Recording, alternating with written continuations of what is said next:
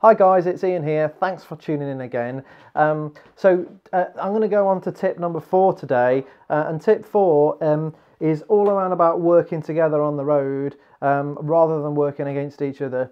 So this sounds really bleeding obvious, but unfortunately we're not very good at doing it all the time.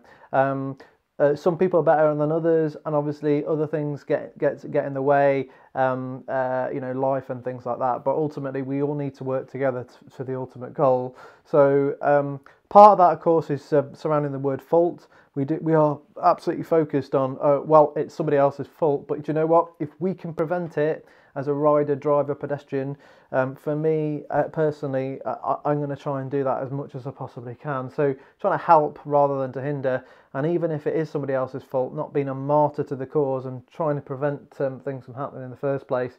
So I mean, ultimately we share the road, so we want to work together.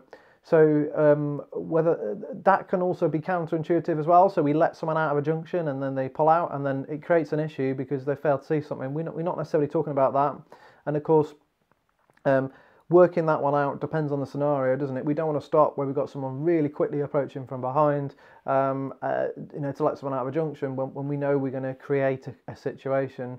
But what we're more talking about is maybe leaving a bit more space to enable people to do lane switches on the motorway and being a little bit more open to that. Things like communicating really well is, again, working together on the road. So I think there's a lot more we could be doing with that.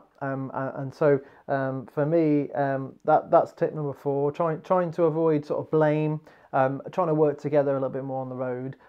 So that's tip number 4. So again, please comment below if you've got any suggestions, or if you have any feelings about what I've just been talking about.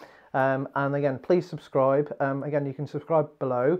Thank you very much for listening, and we'll have another tip very shortly. Thank you.